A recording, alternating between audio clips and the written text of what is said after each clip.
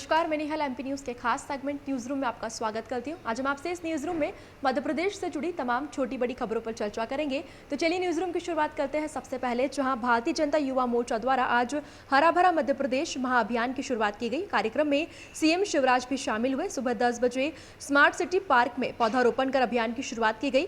अभियान के तहत 75 लाख पौधे रोपे जाएंगे। 3 चरणों में मोर्चा के कार्यकर्ता अभियान चलाएंगे। इसी कड़ी में 25 लाख पौधे पीएम मोदी के जन्मदिन पर लगाए जाएंगे। फिर साथ ही 25 लाख पौधे पंडित दीनदयाल उपाध्याय की जयंती पर और 25 लाख पौधे 2 अक्टूबर तक रोपे जाएंगे। वहीं बीजेपी प्रदेश अध्यक्ष वी डी शर्मा ने कहा कि ये एक अभिनव प्रयोग है। आजादी के अमृत महोत्सव पर यह अभियान अद्भुत है और साथ ही बूथ विस्तारक में सभी ने अपनी भूमिका निभाई है। अभियान में 3 महत्वपूर्ण दिन जुड़े हैं और हर टीम और कार्यकर्ता एक इतिहास बनाएगा। वही बात करें अगली खबर को लेकर, जहां लंपी वायरस को लेकर मध्य प्रदेश सरकार अलर्ट मोड पर आ गई है। लंपी की रोकथाम और बचाव के लिए राजधानी भोपाल में कंट्रोल रूम बनाया गया है। NIHSD ने चर्म रोग से प्रभावित क्षेत्रों के लिए एडवाइजरी जारी की है और शुरुआती लक्षण में ही पशु चिकित्सालय को सूचना देने के लिए निर्देश दिए गए हैं। राज्य पशु रोग अन्वेषण प्रयोगशाला में कंट्रोल रूम की स्थापना की गई है। रोग के लक्षण पाए जाने पर bio security, bio safety, vector control के उपाय अपनाने के निर्देश दिए गए हैं। पशु चालकों को सुरक्षा और बचाव के लिए जागरूक करने की कवायद भी शुरू हो गई है।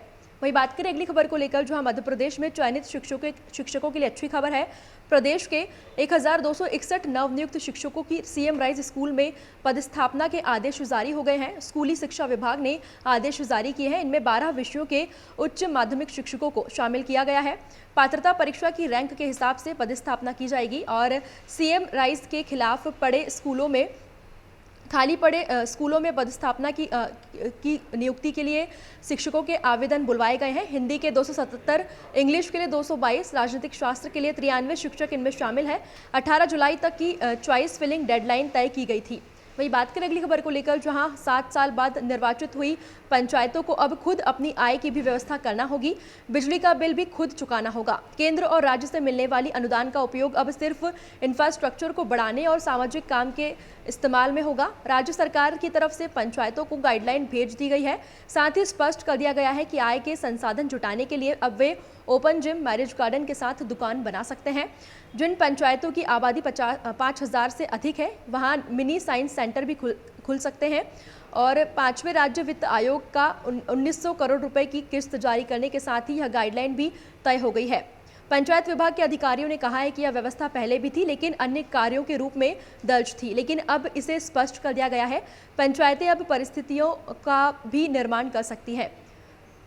वही बात करें अगली खबर को लेकर, जहां मध्य प्रदेश के सभी 6 टाइगर रिजर्व 1 अक्टूबर से खुलेंगे।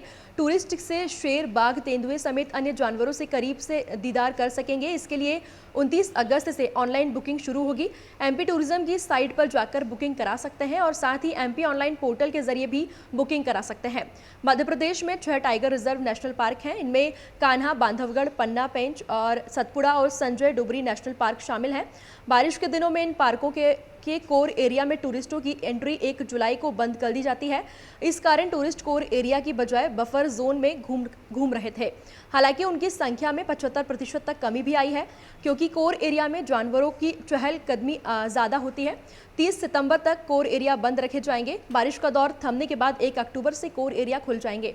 वही बात करें अगली खबर को लेकर, जहां मध्य प्रदेश में भोपाल, इंदौर, उज्जैन और ग्वालियर, चंबल में बादल छाए हुए हैं। वहीं छत्तीसगढ़ और उत्तर प्रदेश में झमाझम बारिश के कारण इससे सटे मध्य प्रदेश के बुंदेलखंड, बघेलखंड और जबलपुर में अच्छी बारिश हो रही है।